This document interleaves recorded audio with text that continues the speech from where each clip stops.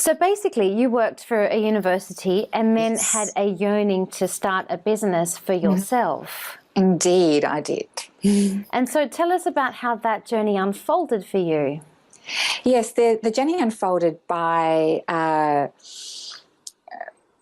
seeing the need for people. So I basically, as an entrepreneur, really, it was like a huge passion, and it was like my child, and I really poured my heart into it was called Light Stays, Retreats and Living, and Light Stays about short stays but feeling lighter after visiting a retreat or attending a workshop. And the inspiration was about dealing with people on a day-to-day level who were having crises, who were not happy with their lives, who quite often mentioned about wanting to go away or needed to have some big shift in their life. And at that point, I was actually not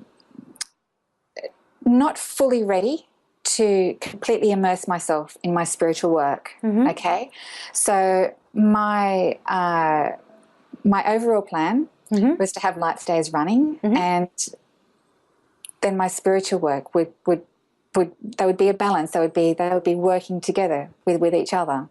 Okay, But wasn't Light Stays also part of your spiritual work? It was, absolutely, but my spiritual work is very much one-on-one. It's about dealing. It's about helping people directly understand about their relationships, about their strengths within themselves, about how their life is unfolding over, the next year, and about helping to heal their heart. So for me, that's on a very, very personal level, and you need to be in a very heart-centered space to be able to do that. You can't have other things going on in your environment, because for me, you need to be giving 110%.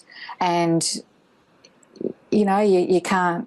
So I was balancing the two, and what actually ended up happening was that Light Stays, being my first entrepreneurial business, ended up taking over my life, and that resulted in adrenal burnout of working an incredible amount of hours. And I feel so blessed to have learnt from that experience about managing my time and about what's important.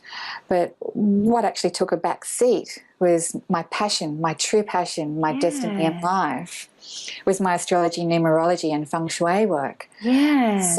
So Light Stays was meant to be running itself, but what actually happened was my child was running my life.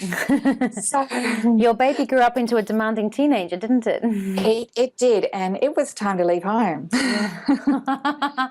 Touché.